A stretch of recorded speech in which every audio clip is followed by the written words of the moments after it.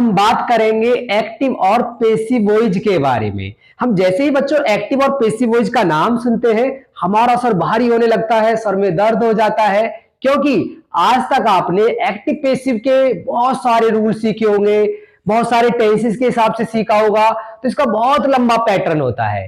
किंतु बच्चों आज हम इस वीडियो में आपको बहुत ही इजी ट्रिक से एक्टिव पेसिव समझाने वाले हैं, और मैं आपसे वादा करता हूं कि यदि आपने वीडियो पूरा देखा तो हम आज आपको इस तरह से एक्टिव पेसिव समझाएंगे कि भविष्य में कभी भी आपको एक्टिव पेसिव से डर नहीं लगेगा।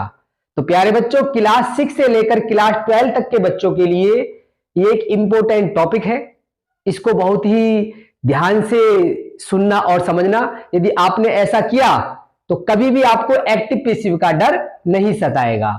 जो बच्चे इंग्लिश स्पीकिंग करना चाहते हैं या ग्रामर को और अच्छे हाई लेवल का लेके जाना चाहते हैं उनके लिए भी यह एक इंपॉर्टेंट टॉपिक है। तो चलिए बच्चों, आज का वीडियो हम शुरू करते हैं।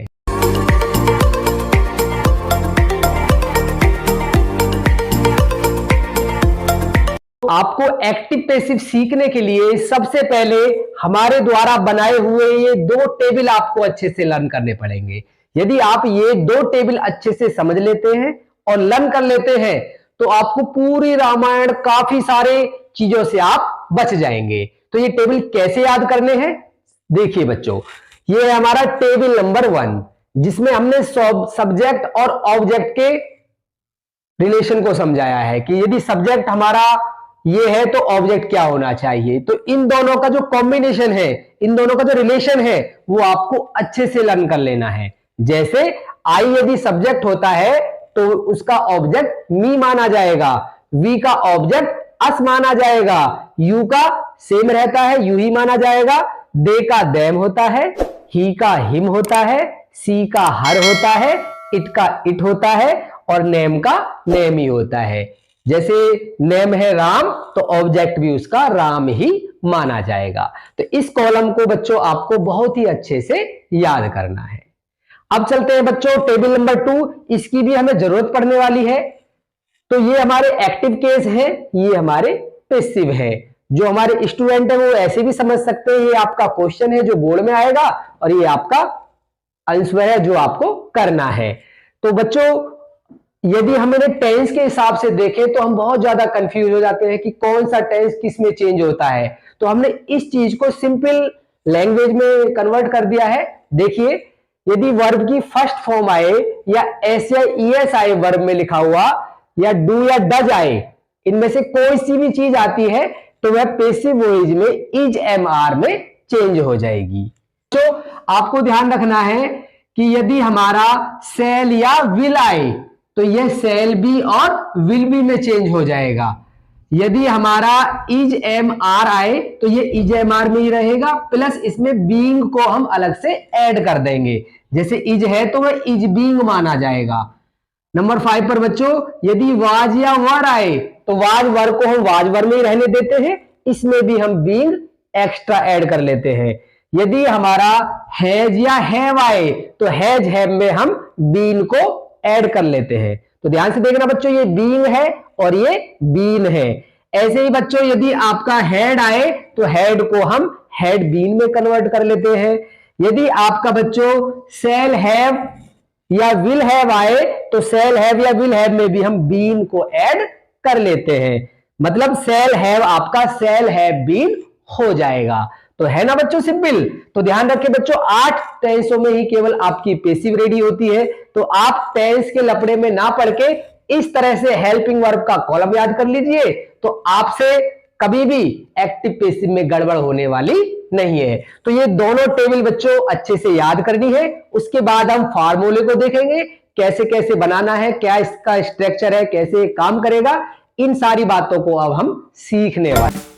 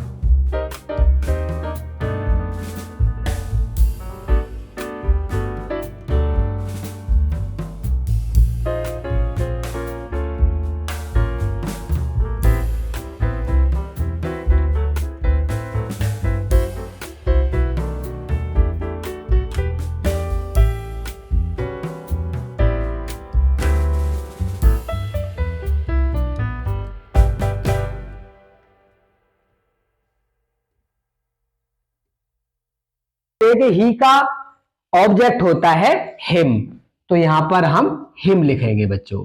तो पूरा सेंटेंस एक बार देखें बच्चों, तो the clothes are not washed today by him. तो इस तरह से आपका पैसिव रेडी हो जाएगा।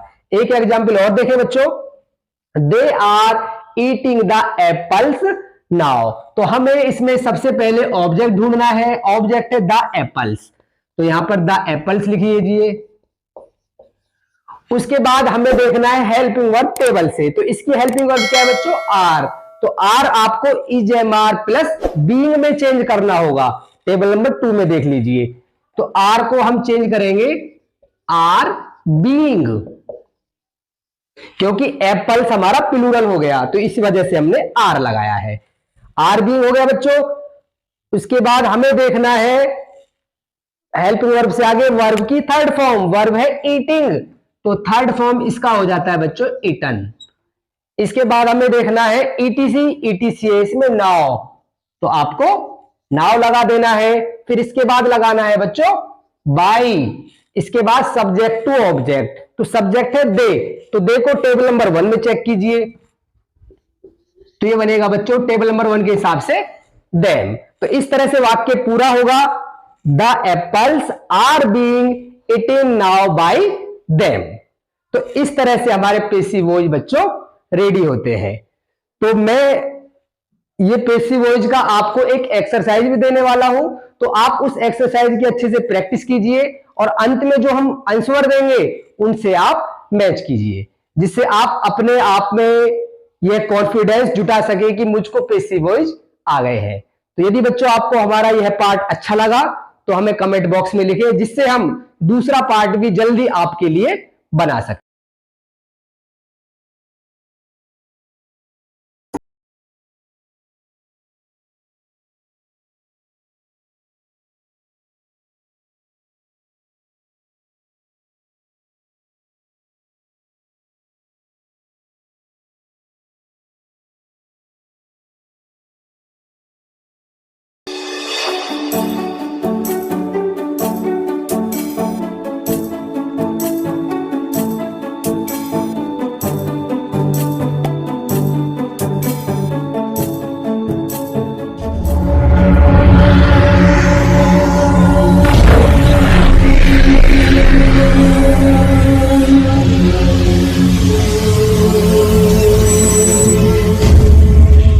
बच्चों आज हम इस वीडियो में बात करने वाले हैं एक्टिव पैसिव की। यदि आप एक्टिव पैसिव का ये वाला पार्ट देख रहे हो तो इसका मतलब है कि आपने पार्ट नंबर 1 देखा हुआ है। यदि आपने पार्ट नंबर 1 अभी तक नहीं देखा है तो मेरी आपसे रिक्वेस्ट है कि पहले पार्ट फर्स्ट को देखिए, उसके बाद ही आप पार्ट सेकंड को देखें, तभी बातें आपको अच्छे से समझ आने वाली हैं। तो बच्चों आज हम इस पार्ट सेकंड में बात करेंगे इंटरगेटिव वाक्यों की पैसिव वॉइस कैसे बनती है। तो हम इसमें इंटरगेटिव फर्स्ट के बारे में सीखेंगे, इंटरगेटिव सेकंड के बारे में सीखेंगे, और बच्चों जो हु वाले वाक्य होते हैं, हु वाले वाक्यों की पैसिव वॉइस का नियम अलग होता है, तो उस नियम के बारे में भी हम इस वीडियो में सीखने वाले हैं। तो बच्चों चलिए आज का वीडियो शुरू करते हैं।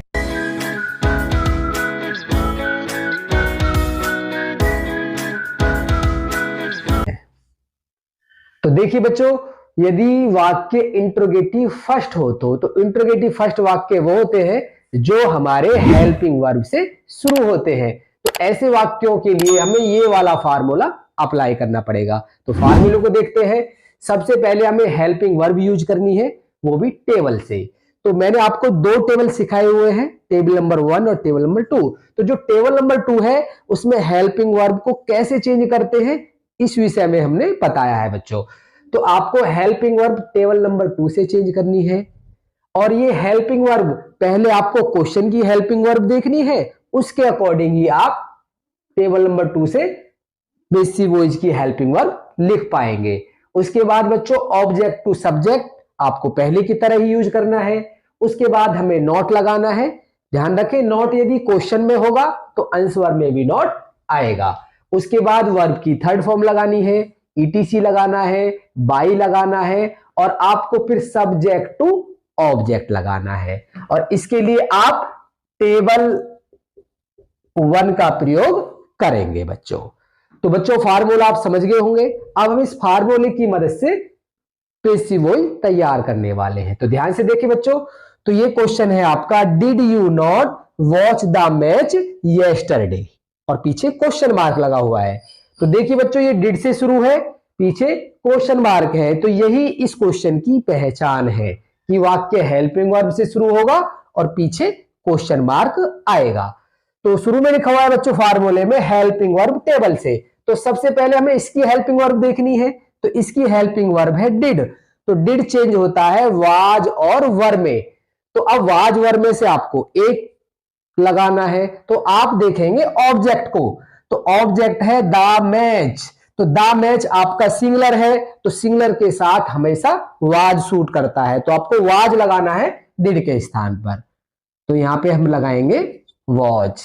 तो हेल्पिंग वर्ब टेबल से चेंज होगी बच्चों। उसके बाद ऑब्जेक्ट टू सब्जेक्ट, ऑब्जेक्ट है इसमें बच्चों द मैच, तो हम द मैच लगाएंगे।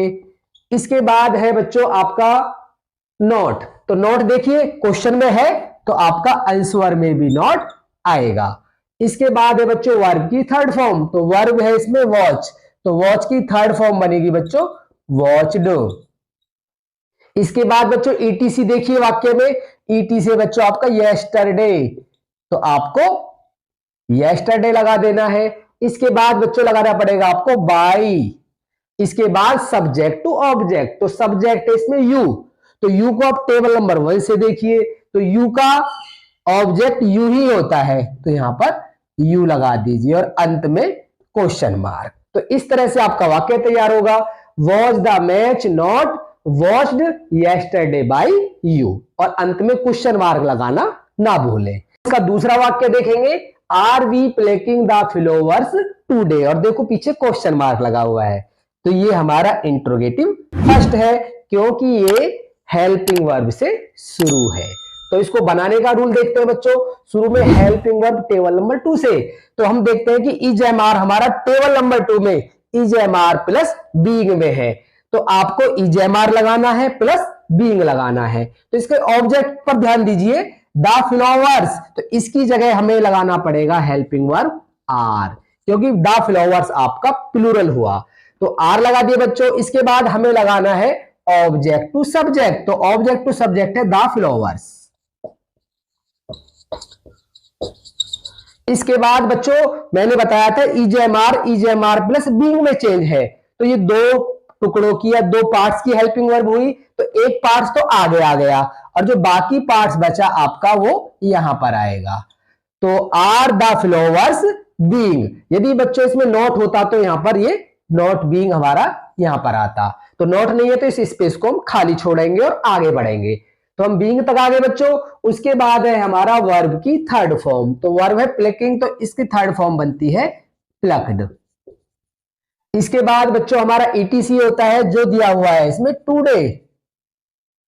इसके बाद बच्चों हमारा बाई होता है और लास्ट में subject to object. Subject to object हमें टेबल नंबर 1 से देखना है, तो वी टेबल नंबर 1 में है अस, तो हम इसे अस में चेंज कर देंगे और लास्ट में लगा देंगे क्वेश्चन मार्क। तो इस तरह से हमारा वाक्य तैयार होगा, are the flowers being plucked today by us, और लास्ट में क्वेश्चन मार्क लगाना ना भूलें। अब हम तीसरा एग्जांपल देखेंगे बच्चों, have I not eaten the food now, तो हमें इसकी हेल्पिंग वर्ब देखनी है, हैज या हैव वाले रूल से है, तो हैज हैव आप टेबल नंबर 2 में देखें, तो हैज या have, has have plus been में चेंज है, तो इसका ऑब्जेक्ट देखेंगे द फूड, तो द फूड है, तो इस हिसाब से हमारे लगाना पड़ेगा हैज, क्योंकि द फूड सिंगुलर है, तो हैज लगा दिया। उसके बाद द फूड, तो बच्चों ये भी हैज या हैव प्लस बीन में चेंज है, तो ये भी दो टुकड़ों की हेल्पिंग वर्ब हुई, तो हैज हमने यहां पे लगा दिया और नॉट बीन हम यहां पे लगा देंगे। तो ध्यान रखें एक साथ दोनों टुकड़े यूज नहीं करने हैं, फर्स्ट टुकड़ा यहां पर आएगा, सेकंड आपका ऑब्जेक्ट के बाद आएगा। इसके बाद बच्चों थर्ड फॉर्म इसमें ईटन है जो क्वेश्चन में और आंसर में सेम रहेगा। इसके बाद आपका ईटीसी है नाउ, फिर आपको बाई लगाना है, इसके बाद सब्जेक्ट टू ऑब्जेक्ट, तो सब्जेक्ट है बच्चों इसमें आई, और हम टेबल नंबर 1 में पाते हैं कि आई को चेंज करना होता है मी में, और लास्ट में हमें क्वेश्चन मार्क लगाना है। तो इस तरह से हमारा वाक्य तैयार होगा, has the food not been eaten now by me. तो इस तरह से बच्चों आपका एक्टिव पैसिव में इंटरोगेटिव फर्स्ट तैयार किया जाता है। तो उम्मीद करता हूं बच्चों आपको इंटरोगेटिव फर्स्ट समझ आ गया होगा। तो बच्चों वीडियो पूरा देखा करें, तभी हमें सारा कुछ अच्छे से समझ आता है। इंटरोगेटिव सेकंड की पहचान होती है बच्चों कि ये वाक्य, ये क्वेश्चन आपके क्वेश्चन वर्ड से शुरू होंगे। क्वेश्चन वर्ड जैसा हम आपको सेंटेंस में भी सिखा चुके हैं, आपका वाई हुआ, वाट हुआ, व्हेन हुआ, वेयर हुआ, हुज हुआ, तो इस तरह के आपके शब्द क्वेश्चन वर्ड होते हैं। तो आपका क्वेश्चन जो है क्वेश्चन वर्ड से ही शुरू होगा। उसके बाद बच्चों आपको हेल्पिंग वर्ब लगानी है टेबल नंबर 2 से। उसके बाद ऑब्जेक्ट टू सब्जेक्ट लगाना है, फिर नॉट लगाना है, यदि क्वेश्चन में हो तो लगाएं। उसके बाद वर्ब की थर्ड फॉर्म लगानी है, ईटीसी लगाना है, बाई लगाना है, सब्जेक्ट टू ऑब्जेक्ट लगाना है, जो आपको टेबल नंबर 1 से चेंज करना होगा, और लास्ट में क्वेश्चन मार्क भी जरूर लगाना है। तो बच्चों हम एग्जाम्पल देखेंगे, why do I not take the milk now. तो देखो बच्चों क्वेश्चन मार्क भी है और हमारे सेंटेंस की शुरुआत क्वेश्चन वर्ड से भी है। तो इसका मतलब है ये सेंटेंस हमारा इंट्रोगेटिव सेकंड को बिलोंग करता है, इंट्रोगेटिव सेकंड का है। तो हम देखेंगे फार्मूले के हिसाब से बच्चों, तो शुरू में लिखा हुआ है क्वेश्चन वर्ड, तो यहां भी क्वेश्चन वर्ड शुरू में है, तो इसका मतलब है इसे हमें सेम ही कॉपी करना पड़ेगा। इसके बाद बच्चों हमें हेल्पिंग वर्ब लगानी है, तो हेल्पिंग वर्ब हमें टेबल से लगानी है। तो इसकी हेल्पिंग वर्ब देखेंगे बच्चों, डू है, तो डू को चेक करेंगे टेबल नंबर 2 से। तो टेबल नंबर 2 हमें बताती है कि डू इजेएमआर में चेंज है, तो हमें इजेएमआर में से एक लगाना है, और इजेएमआर का फैसला करता है हमारा ऑब्जेक्ट। तो ऑब्जेक्ट इसमें द मिल्क जो सिंगुलर माना जाता है, तो इसके हिसाब से हमें लगाना पड़ेगा यहां पर इज। इसके बाद बच्चों ऑब्जेक्ट टू सब्जेक्ट, तो ऑब्जेक्ट है द मिल्क। इसके बाद बच्चों आपको नोट लगाना है, देखिए क्वेश्चन में है तो आंसर में भी इसकी जगह बनेगी। इसके बाद वर्ब की थर्ड फॉर्म, तो टेक है, तो टेक का थर्ड फॉर्म होता है बच्चों टेकन। इसके बाद ईटीसी देखेंगे, ईटीसी इसमें नाउ, तो हमें नाउ लगाना है। इसके बाद हमें बाई लगाना है। इसके बाद सब्जेक्ट टू ऑब्जेक्ट जो आपको टेबल नंबर 1 से देखना है, तो इसका सब्जेक्ट है आई, और आई चेंज होता है हमारा मी में, तो यहां पर मी लगा देंगे और अंत में क्वेश्चन मार्क। इस तरह से आपका वाक्य तैयार होगा, question word why is the milk not taken now by me, और क्वेश्चन मार्क। तो बच्चों अब हम सेकंड एग्जांपल देखेंगे, तो when are we reading the Ramayana now, और क्वेश्चन मार्क। तो इसमें व्हेन वर्ड जो है ये हमारा इंट्रोगेटिव वर्ड है। तो देखिए बच्चों क्वेश्चन वर्ड हमारा व्हेन है, तो हम इसको जो का त्यों कॉपी करेंगे, व्हेन उतार दिया। इसके बाद हेल्पिंग वर्ब टेबल 2 से, तो इसमें इजेएमआर को चेक करेंगे टेबल नंबर 2 में, तो इजेएमआर हमारा इजेएमआर प्लस बीइंग में चेंज है, तो ऑब्जेक्ट है द रामायण।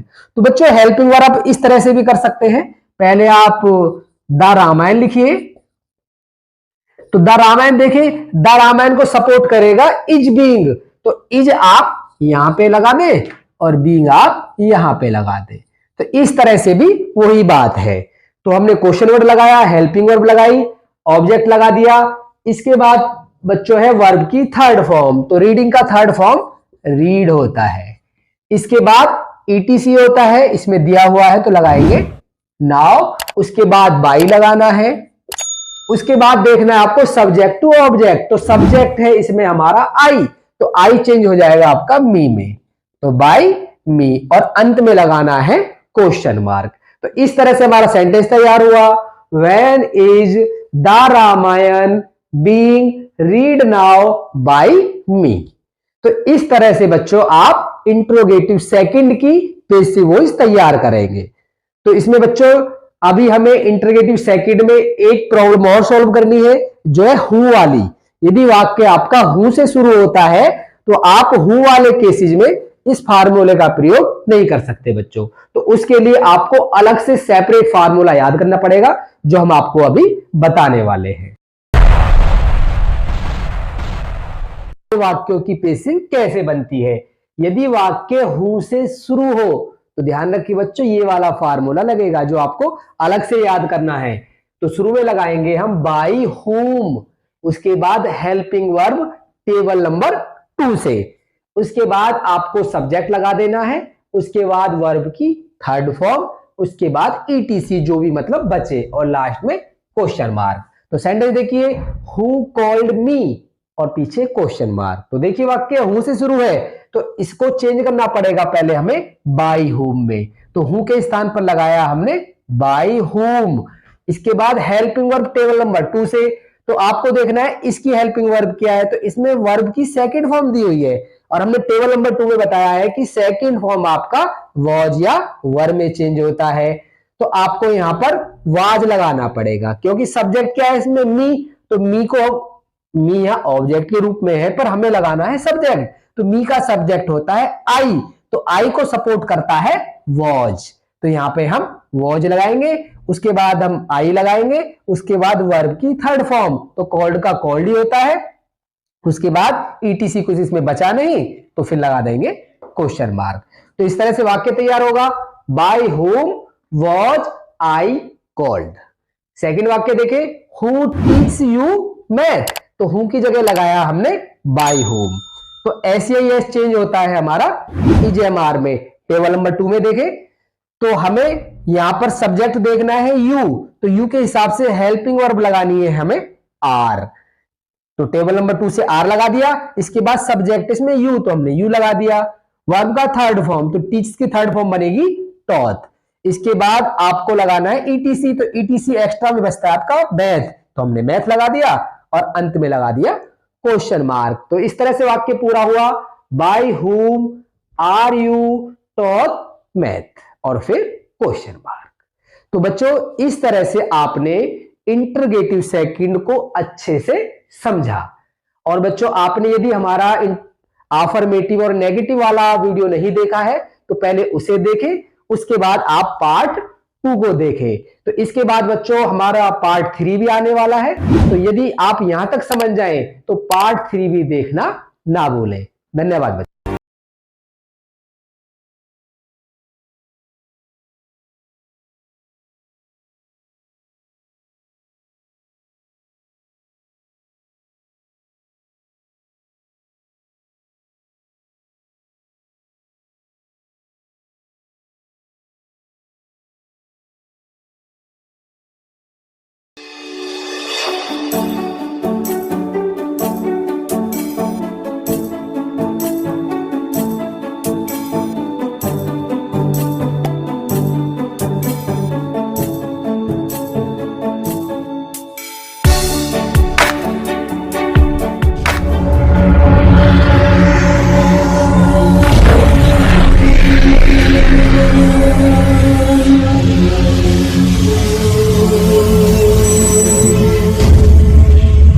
यदि आप पार्ट 3 को देख रहे हैं तो इसका मतलब है कि आप एक्टिव पैसिव में इंटरेस्टेड हैं और आपने हमारा पार्ट 1 और पार्ट 2 भी जरूर देखा होगा। तो यदि आपने पार्ट 1 या पार्ट 2 नहीं देखा है तो बच्चों आपसे रिक्वेस्ट है पहले पार्ट 1 और पार्ट 2 को समझिए, उसके बाद पार्ट 3 को देखिए, तभी आप एक्टिव पैसिव का कॉन्सेप्ट अच्छे से क्लियर कर पाएंगे। तो बच्चों आज हम इस पार्ट में बात करने वाले हैं इंपरेटिव सेंटेंस की। तो जो वाक्य हमारे इंपरेटिव होते हैं उनको कैसे तैयार किया जाता है, और आज मैं आपको इंपरेटिव का एक छोटा सा बड़ा सिंपल सा फार्मूला देने वाला हूं। यदि इस फार्मूले को आप याद कर लेते हैं, इसको फॉलो करते हैं, तो मेरा आपसे वायदा है आप भविष्य में कभी भी इंपरेटिव पैसिव वॉइस से डिस्टर्ब नहीं होंगे। तो चलिए बच्चों आज का वीडियो शुरू करते हैं।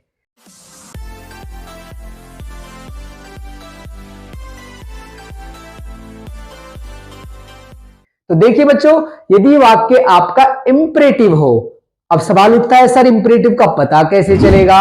तो इसका मतलब है जो वाक्य वर्ब से शुरू होते हैं वो हमारे इंपरेटिव माने जाते हैं। अब शॉर्ट डेफिनेशन याद रखिए, ज्यादा लंबी डेफिनेशन के चक्कर में ना पड़े। तो जो वाक्य हमारे वर्ब से शुरू हो जाते हैं, जो आदेशवाचक होते हैं, वो हमारे इंपरेटिव होते हैं। तो उसके लिए हमने ये फार्मूला डिजाइन किया है। शुरू में आपको लेट लगाना है, उसके बाद ऑब्जेक्ट, उसके बाद बी लगाना है, वर्ब की थर्ड फॉर्म ईटीसी, और फिर बाय यू लगाना है। तो ये फार्मूला बच्चों आपको याद करना है। अब ये फार्मूला काम कैसे करेगा देखें बच्चों। जैसे ओपन द डोर, तो देखो आपका वाक्य वर्ब से शुरू है और इसमें ऑर्डर दिया जा रहा है कि ओपन द डोर, दरवाजा खोलो। तो ये आपका इंपेरेटिव केस हुआ। तो इसको हम पेसिव रेडी कर रहे हैं, तो शुरू में फार्मूला लगाना है हमें लेट से, तो लेट लगा दिया। इसके बाद ऑब्जेक्ट, ऑब्जेक्ट है बच्चों इसमें द डोर, तो हमने द डोर लगा दिया। उसके बाद बी लगाना है जो आपका कंपलसरी है फार्मूले में। उसके बाद वर्ब का थर्ड एक्शन, तो वर्ब है इसका ओपन, तो ओपन को चेंज करेंगे हम ओपन पे। इसके बाद हमें लगाना है ईटीसी, इसमें है ही नहीं ईटीसी, तो फिर बाय यू आपका कंपलसरी है बच्चों। तो इस तरह से वाक्य तैयार होगा, let the door be open by you. दूसरा केस देखें बच्चों, डू इट, तो देखो बड़ा मजेदार सेंटेंस है ये। तो यहां पर एक करने का एक्शन है ना कि हेल्पिंग वर्ब, तो डू इट, इसे करो। तो कैसे करेंगे ध्यान से देखें बच्चों। तो हमें फार्मूला लगाना है लेट, तो यहां पर हम लेट लगा देंगे। उसके बाद ऑब्जेक्ट है इसमें इट, तो इट लगा देंगे। इसके बाद बी, तो हमें यहां पर बी लगाना है। इसके बाद वर्ब की थर्ड फॉर्म, तो डू का थर्ड फॉर्म होता है डन। इसके बाद ईटीसी इसमें भी नहीं है तो हम छोड़ देंगे। फिर बाय यू आपको कंपलसरी लगाना है, तो let it be done by you. तो इस तरह से आपका वाक्य कंप्लीट होगा बच्चों। और ये वाक्य बच्चों नेगेटिव भी होते हैं, तो नेगेटिव की पहचान क्या है, तो जैसे ये वर्ब से शुरू है तो नेगेटिव सेंटेंस आपका डोंट से शुरू होगा, तो वो डोंट से शुरू होगा तो डोंट से वो नेगेटिव हो जाता है। तो मैंने लिखा है यदि वाक्य डोंट से शुरू हो मतलब नेगेटिव हो तो हमें बी से पहले केवल नॉट लगा देते हैं। ध्यान देना, बी से पहले नॉट लगा देते हैं तो आपका पेसिव नेगेटिव हो जाता है। तो आपको इसी फार्मूले को यूज करना है, बस बी से पहले यहां पर आपको नॉट ऐड कर लेना है। समझ रहे बच्चों, बी से पहले यहां पर नॉट ऐड कर लेना है। तो हम चेक करेंगे, डोंट से सेंटेंस हमारा शुरू है, डोंट प्लग द फ्लावर्स, तो हमें शुरू में लगाना है लेट। इसके बाद हमें ऑब्जेक्ट लगाना है, तो ऑब्जेक्ट है द फ्लावर्स। इसके बाद हमें देखना है बच्चों इसमें नॉट, तो हमें देखो बी तक हम पहुंचे फार्मूले में, तो बी से पहले हमने तीर लगाया हुआ है तो यहां पे हमें नॉट लगा देना है। इसके बाद हम लगाएंगे बी और फिर वर्ब का थर्ड फॉर्म, तो वर्ब है प्लग, तो प्लग का हो जाएगा आपका प्लक्ड। इसके बाद ईटीसी इसमें भी कुछ नहीं है तो फिर आपको बाय यू लगाना है जो फार्मूले में है। तो इस तरह से आपका सेंटेंस रेडी हुआ, let the flowers not be plucked by you. तो इस तरह से बच्चों हम लेट वाले केसेज की पेसिव वॉइस रेडी करते हैं, इंपेरेटिव सेंटेंस की पेसिव वॉइस रेडी करते हैं। तो उम्मीद करता हूं ये फार्मूला आपको बहुत अच्छे से समझ आया होगा। तो अब बात करेंगे बच्चों हम मॉडल्स वाले वाक्यों की, जो मॉडल्स वाली हेल्पिंग वर्ब्स होती है उनकी पेसिव वॉइस हम कैसे तैयार करते हैं। यदि सेंटेंस में can, could, should, would, may, must, might इनमें से कोई सा भी शब्द आ जाए तो समझ जाए कि ये पेसिव आपका मॉडल्स का होने वाला है। तो इसके लिए आपको ये वाला फार्मूला लगाना है, ऑब्जेक्ट टू सब्जेक्ट, जो क्वेश्चन में मॉडल्स है उसी को आपको यूज करना है। मतलब इनमें से जो भी है इनमें से आपको वही आंसर में लगाना है। उसके बाद बी लगाना है, वर्ब का थर्ड फॉर्म लगाना है, ईटीसी, बाय, और उसके बाद सब्जेक्ट का ऑब्जेक्ट बनाना है। तो देखिए बच्चों, जैसे I can play the cricket now, तो इस कैन से पता चला कि हमारा मॉडल्स हो गया। तो आपको कैन वाले रूल के हिसाब से इसको रेडी करना है। तो हम देखेंगे ऑब्जेक्ट टू सब्जेक्ट, तो ऑब्जेक्ट है इसमें द क्रिकेट, तो यहां पर आप द क्रिकेट लगा दीजिए। इसके बाद आपको मॉडल्स, तो मॉडल्स क्या है इसमें, कैन, तो आपको यहां पर कैन लगा देना है। इसके बाद आपको बी लगाना है। इसके बाद वर्ब का थर्ड फॉर्म, तो वर्ब है इसमें प्ले, तो प्ले का हो जाएगा प्लेड। इसके बाद आपको ईटीसी, ईटीसी इसमें नाउ, और उसके बाद है आपका बाई, और उसके बाद है सब्जेक्ट टू ऑब्जेक्ट। तो सब्जेक्ट क्या है, आई, तो आई का ऑब्जेक्ट होता है मी। तो इस तरह से आपका पैसिव रेडी होगा। The cricket can be played now by मी।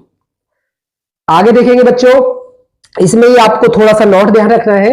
यदि हेल्पिंग वर्ब हमारी जो आपका मॉडल्स है यदि चेंज हो जाए, मतलब पास्ट फॉर्म में हो, उसके साथ हैव भी ऐड हो, तो थोड़ा सा रूल चेंज करना होता है। जैसे शुड की जगह आ जाए should have, would have, could have या मस्ट हैव, तो आपको जहां पर आप बी लगा रहे थे, बी को हटा के उसके स्थान पर बीन लगा देना है। तो बी को हटा के उसके स्थान पर बीन लगाना है, बाकी आपका यही फार्मूला काम करेगा। तो एक एग्जांपल देखेंगे, they should have it in the food now, तो हम देखेंगे ऑब्जेक्ट टू सब्जेक्ट, तो ऑब्जेक्ट है इसमें द फूड। इसके बाद देखेंगे बेटा मॉडल्स, मॉडल्स क्या है इसका, शुड हैव, तो आपको शुड हैव ही रहने देना है, शुड हैव। उसके बाद है आपका बी, तो बी की जगह पर आपको बीन लगाना है, ध्यान रखें यही इसका चेंज है, बी की जगह पर बीन लगाना है। उसके बाद है हमारी वर्ब की थर्ड फॉर्म, तो थर्ड फॉर्म इसमें इट इन, तो इट इन हो जाएगा। इसके बाद है हमारा ईटीसी, तो ईटीसी है इसमें, तो नाउ लगा दीजिए। उसके बाद बाई, और उसके बाद सब्जेक्ट टू ऑब्जेक्ट, तो सब्जेक्ट है दे, तो दे का ऑब्जेक्ट बनता है देम। तो इस तरह से आपका वाक्य तैयार होगा, the food should have been eaten now by them. तो इस तरह से आपके मॉडल्स वाले केसेस में हम पैसिव रेडी करते हैं। तो उम्मीद करता हूं बच्चों ये पैसिव वॉइस भी आपको अच्छे से समझ आए होंगे। तो इस तरह से आपका पार्ट थर्ड भी यहां पर फिनिश होता है। तो उम्मीद करता हूं बच्चों आपको हमारे पैसिव वॉइस के तीनों पार्ट्स अच्छे से समझ में आए होंगे। तो यहीं पर बच्चों आपका एक्टिव पैसिव का सफर खत्म होता है।